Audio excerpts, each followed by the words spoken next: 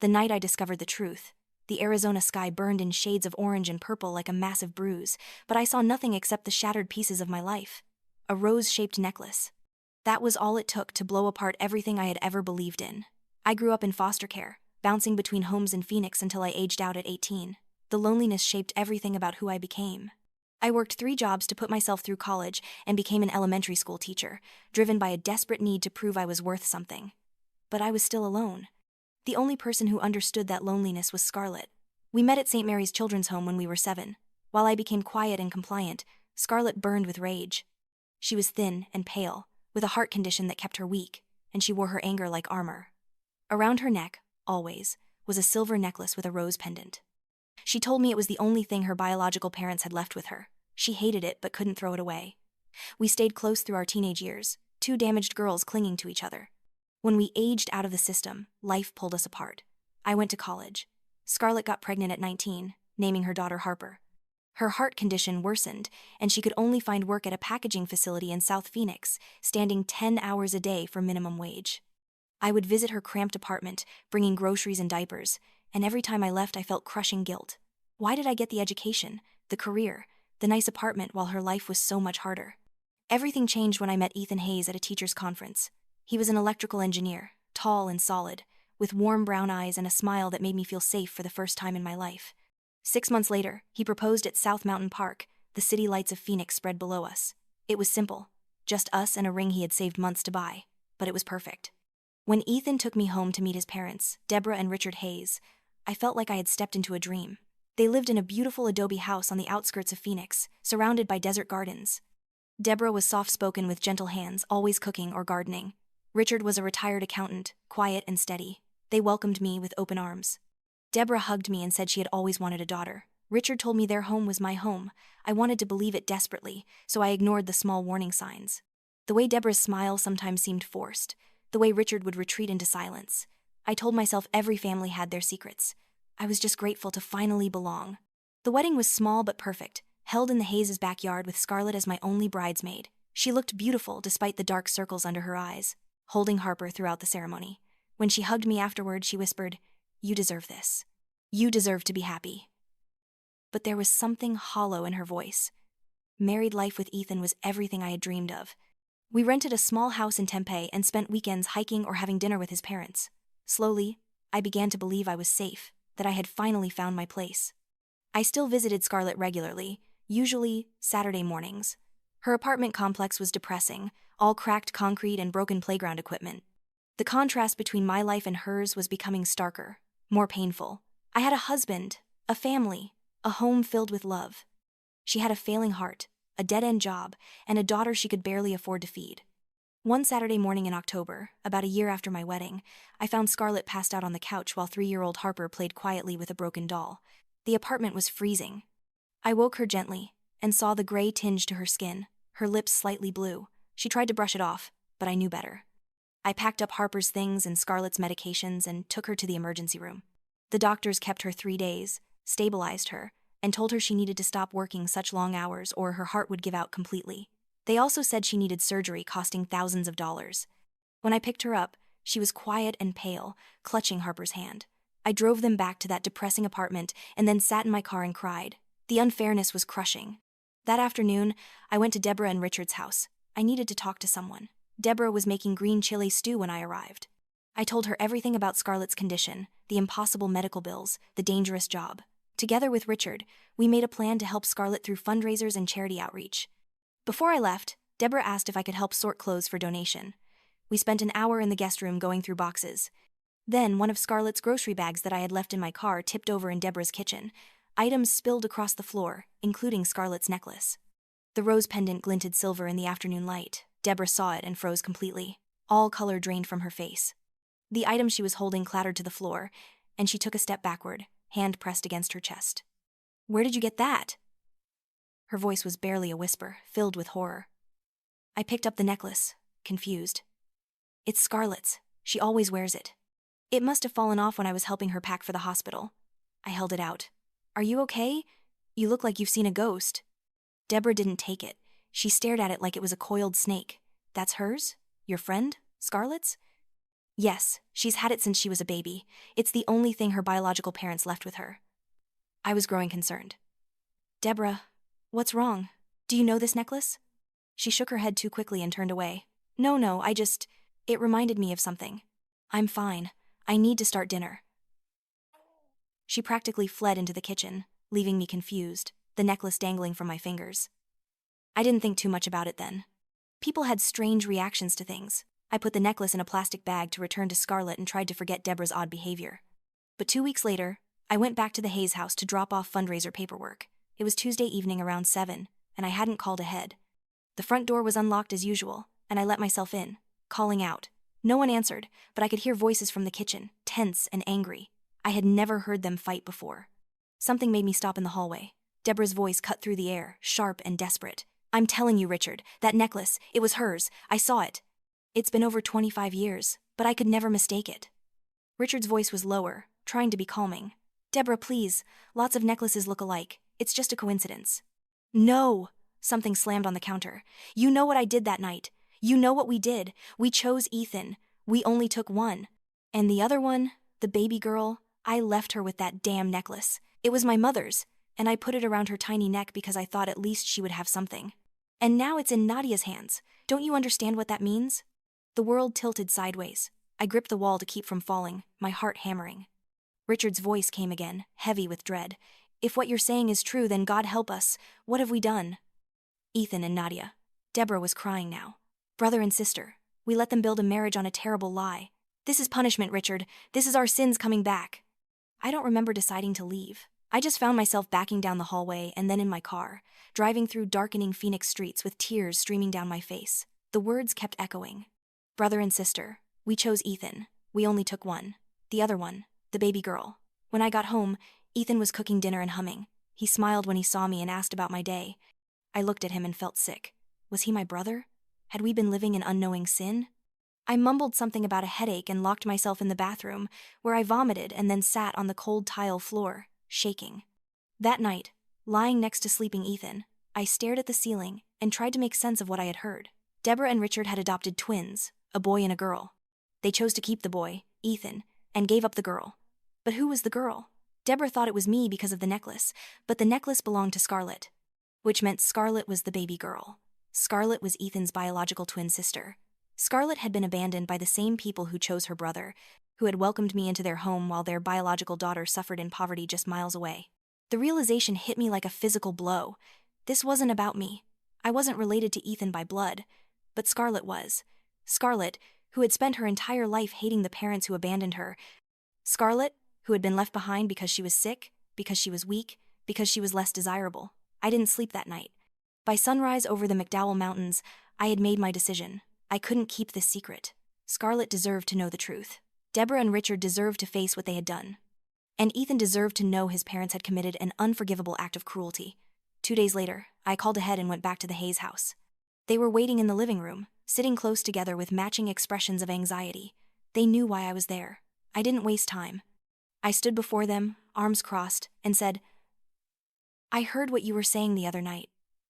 About the necklace, about the twins. I need you to tell me everything. Deborah crumpled immediately, burying her face in her hands and sobbing. Richard put his arm around his wife but kept his eyes on me. I saw shame there. He spoke first, voice barely above a whisper. We were young. We wanted children desperately, but Deborah couldn't conceive. We tried for years. Finally, we decided to adopt, but the process was expensive and slow. We were becoming desperate.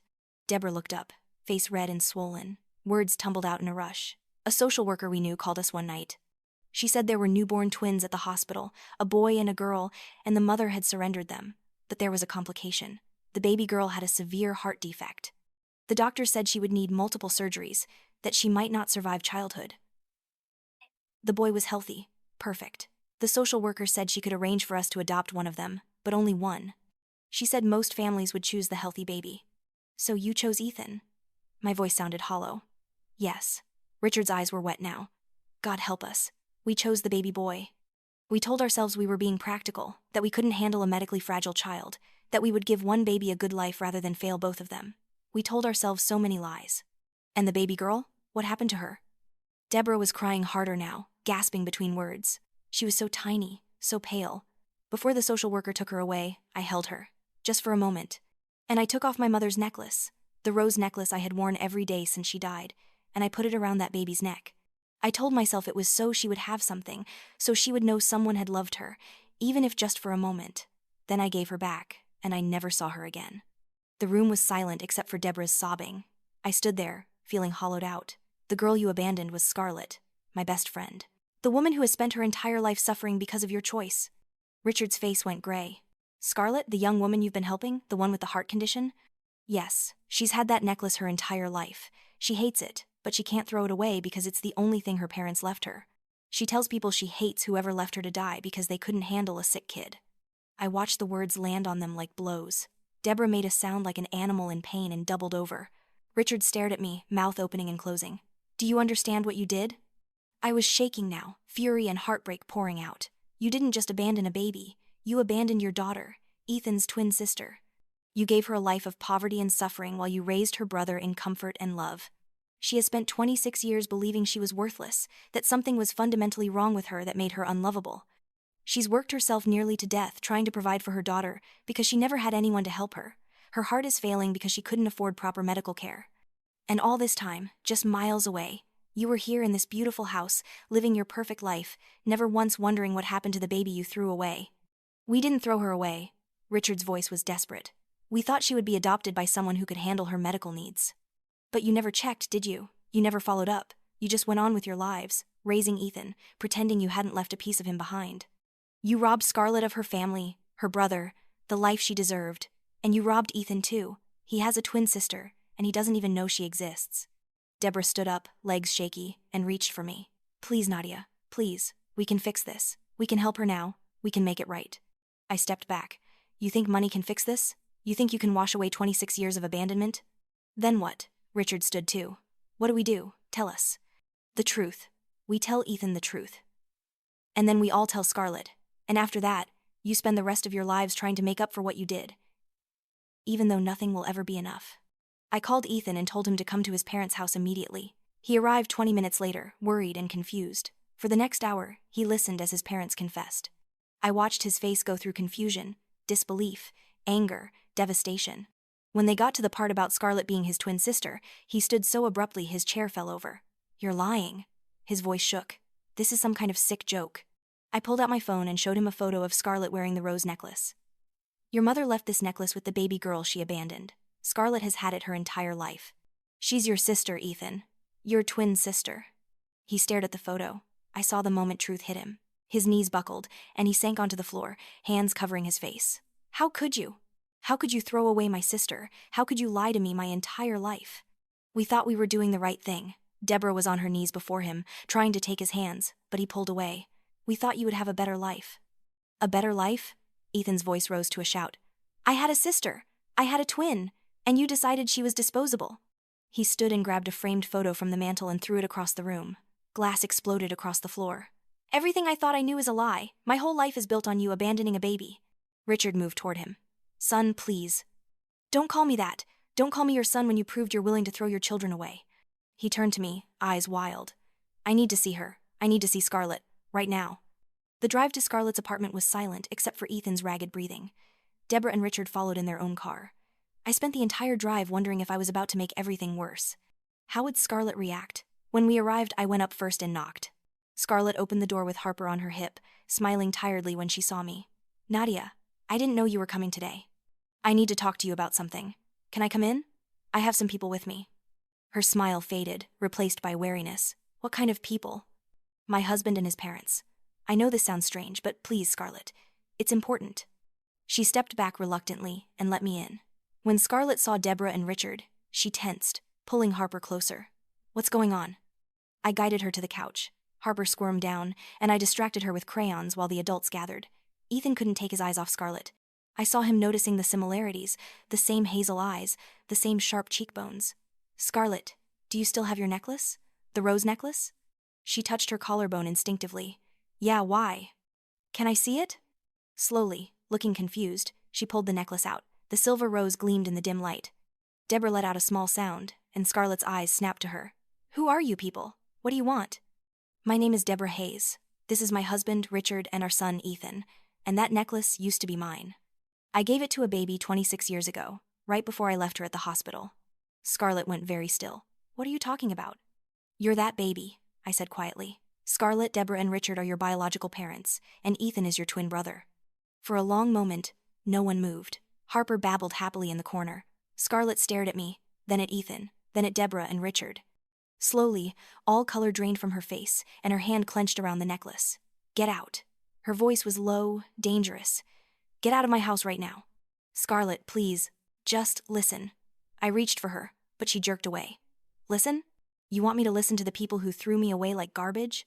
Who decided I wasn't worth keeping because I was sick? You come into my home and tell me these people are my parents? She was shaking now, breath coming in short gasps. How dare you? How dare you bring them here? Deborah moved forward, dropping to her knees.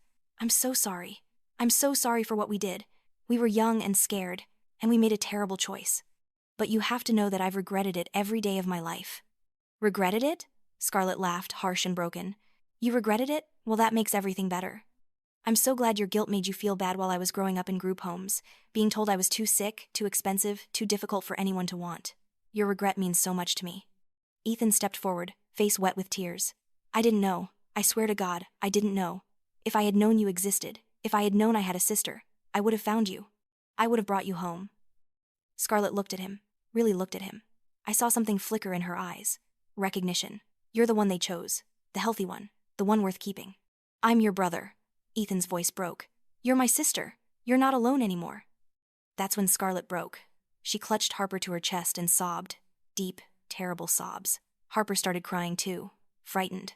I gently took the little girl and held her while Scarlett fell apart. I hate you. Scarlett gasped between sobs, looking at Deborah and Richard. I hate you for doing this to me. For choosing him over me. For deciding I wasn't good enough. I know, Deborah whispered. I know, and I deserve it. But please, please let us try to make it right. How? How can you possibly make this right? Richard spoke, voice steady despite tears. We can't erase the past. We can't give you back the childhood you deserved. But we can give you a future, medical care, financial security. A family, your brother. We can give you what we should have given you from the beginning. Everything. Scarlett stared at him for a long time. Finally, she looked at me. Did you know about this? Is that why you've been helping me? No. I moved closer, still holding Harper. I found out 3 days ago. I came here today because I thought you deserved to know the truth. But Scarlett, I've been your friend since we were 7 years old. I love you because you're you. She reached out and took Harper from me. I need time. I need to think about all of this. Of course. I started ushering everyone toward the door, but Ethan resisted. Please, can I come back? Can I get to know you? I don't want to lose any more time with you. Scarlett studied him, and something in her expression softened slightly. Maybe. I don't know yet. But not today. Today I just need you all to leave. We left. I spent the drive back comforting Ethan, who cycled through grief and rage. When we got home, he punched a hole in the wall and collapsed on the floor, sobbing. I sat with him and let him break apart. That night, after Ethan cried himself to exhaustion, I sat alone in the dark and thought about justice. Scarlett had been wronged fundamentally. She had been deemed less valuable because of a medical condition she couldn't control. While Deborah and Richard's guilt was real, guilt alone wasn't enough. They needed to act. The next morning, I called a family meeting at the Hayes house. Everyone gathered. Ethan wouldn't look at his parents. Deborah's eyes were swollen. Richard looked like he had aged a decade. I sat them down and laid out my plan. Scarlett deserves more than apologies. She deserves restitution. She deserves to have the life she should have had. And you two are going to give it to her. Anything, Deborah said immediately. First, her medical care. You're going to pay for the heart surgery she needs and all her follow-up care. You're going to make sure she has the best cardiologist in Arizona. Richard nodded. Done. I'll liquidate investments if I have to. Second, her living situation. That apartment is killing her. Ethan and I are going to move in next door to help with Harper and support her recovery. But you're going to renovate her place completely. Make it somewhere Harper can grow up safely. Ethan spoke up. I'll take a leave from work. Scarlett needs family right now, and I need to know my sister. Third, Scarlett works at a facility that's destroying her health. She's going to quit. You're going to provide financial support until she's healthy. And when she's ready, I'm going to help her get her teaching certificate. She could be a preschool teacher, something less physically demanding. We'll pay for her education, Richard said. Whatever she needs. But most importantly, you two are going to be present. Not just checkbooks. You're going to show up. You're going to build a relationship with Harper. You're going to be there for Scarlett in all the ways you should have been. You're going to prove through your actions, day after day, that she matters, that she was always worth keeping. Deborah was crying but nodded emphatically. Yes, yes we will. I swear it. And if Scarlett tells you to leave, you back off. Her healing, her timeline, not yours. Understood? They both agreed. We spent that day making plans, calling contractors, researching doctors. Ethan channeled all his anger into action. I went to see Scarlett alone the next day. She looked exhausted. Harper was napping, and Scarlett sat on the couch staring at nothing, fingers tracing the rose pendant. I know you probably don't want to see anyone, but I need to tell you what's going to happen. So you know what you're saying yes or no to? She looked at me warily. What do you mean? I told her everything. The medical care, the renovations, the financial support, the education. Ethan's plan to take time off. Deborah and Richard's commitment. You don't have to forgive anyone. You don't have to pretend everything's okay, but you deserve to accept help. Why are you doing this? She asked. Because you're my sister. Not by blood, but by choice. We chose each other when we were 7, and I'm not going to stop choosing you now. You deserve everything good, Scarlett. You always have. She cried then, quietly, and I held her. When she pulled away, she wiped her eyes. Okay, I'll try. I can't promise I'll forgive them, or that I'll ever feel like their daughter, but I'll let them try. For Harper, if nothing else. She deserves grandparents. And you deserve a brother, I reminded her. She smiled, just a little. Yeah, I guess I do. The next months were a whirlwind. Ethan and I moved next door. Contractors transformed Scarlett's apartment with new floors, kitchen, windows, and paint. Harper got her own room, painted lavender with clouds. It became a real home. Scarlett underwent surgery at the Mayo Clinic. Ethan, Deborah, Richard, and I waited through the 8-hour procedure. When the surgeon said it was successful, Deborah collapsed in relief. Ethan and I went to see Scarlett in recovery, and even pale from anesthesia, she looked peaceful. Hey sis, Ethan said softly, taking her hand. It was the first time he had called her that. Hey brother, she whispered back. Recovery was long and difficult. Scarlett had good days and bad days. She went to therapy, both physical and psychological, and slowly began to heal. Harper flourished with the stability. Deborah and Richard showed up, even when Scarlett was angry or cold. Deborah came over Tuesdays and Thursdays to watch Harper. Richard paid all medical bills and set up a college fund for Harper. Ethan became the brother Scarlett deserved. He taught Harper to ride a bike. He helped Scarlett study. He showed up at 3 a.m. when she had panic attacks. They developed their own language, finishing each other's sentences. Watching them was like watching two halves slowly knit back together. It took Scarlett almost a year before she could really talk to Deborah and Richard without rage. But gradually, painfully, she began to let them in. Not as parents, exactly. She told me she couldn't call them mom and dad, but as family, as Harper's grandparents. Scarlett enrolled in community college for her early childhood education certificate. I helped her, and she discovered a natural gift for teaching. Children loved her. When she completed her certificate, I helped her get a job at the preschool where I taught, and she blossomed. She found her calling. 2 years after the truth came out, Ethan and I discovered I was pregnant. The first person we wanted to tell was Scarlett. We went to her apartment, which now looked nothing like the depressing place it had been. It was filled with light and photos. Scarlett was in the kitchen, making dinner, Harper helping. We have news, I announced. Good news or bad news? Scarlett turned around. The best news. Ethan wrapped his arm around me. We're having a baby. Scarlett's face lit up. She crossed the kitchen and pulled us both into a hug, Harper squealing with excitement. We spent the evening planning baby names and nursery colors. Later, after Harper went to bed and Ethan stepped out for ice cream, Scarlett and I sat on her balcony looking at Phoenix lights. I never thought I'd have this, she said quietly. A family, people who show up. You've always deserved it. I know that now. She touched her necklace. This doesn't hurt anymore. It used to feel like a brand, proof of my worthlessness, but now it just feels like part of my story. A reminder of where I came from and how far I've come.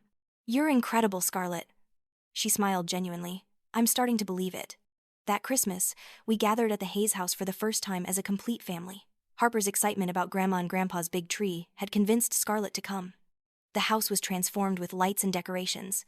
A massive tree stood in the corner. Scarlett stood in the entryway for a long moment, remembering all the Christmases she had spent alone. Deborah approached carefully. I'm so glad you're here. Thank you for inviting us, Scarlett replied.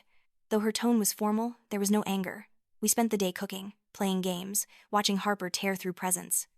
Ethan kept his arm around Scarlett most of the day.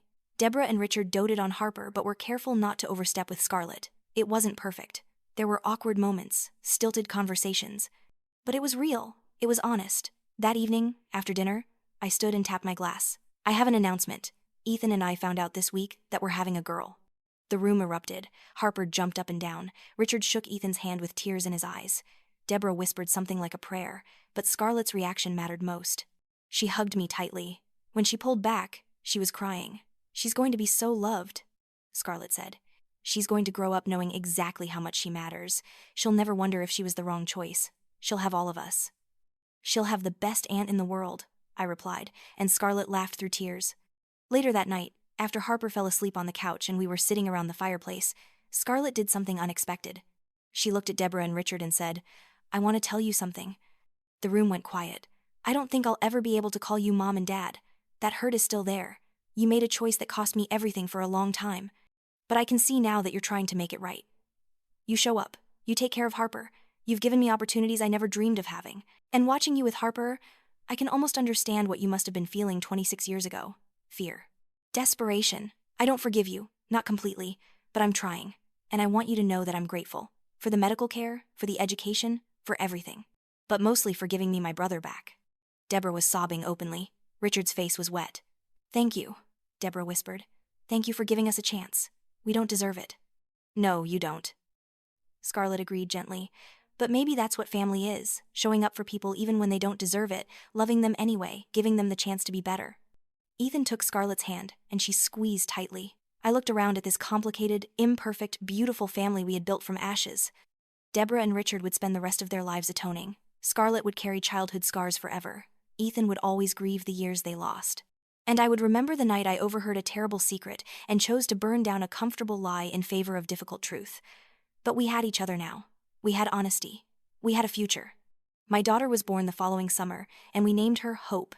Scarlett was in the delivery room with us. When Hope arrived, tiny and perfect and screaming, Scarlett was the first besides us to hold her. She looked down with such tenderness and whispered, "Welcome to the family, little one. You have no idea how many people already love you." Deborah came to the hospital later, and I watched her cradle her granddaughter with shaking hands, joy mixed with grief. She looked up at me with red-rimmed eyes. "Thank you. Thank you for forcing us to face what we did. Thank you for bringing our daughter back." "Don't thank me. Thank Scarlett. She's the one who chose to give you a chance." Over the next years, our family continued to grow and change. Harper started school, bright and confident.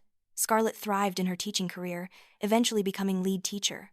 Hope grew into a toddler with Scarlett's hazel eyes and Ethan's smile. Deborah and Richard sold their big house and moved closer to be available for their grandchildren.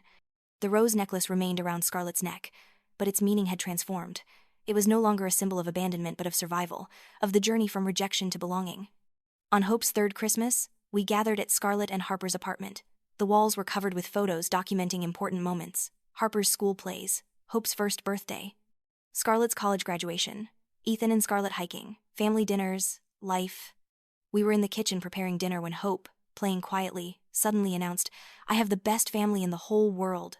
Everyone stopped and looked at her, this tiny person who knew nothing except love.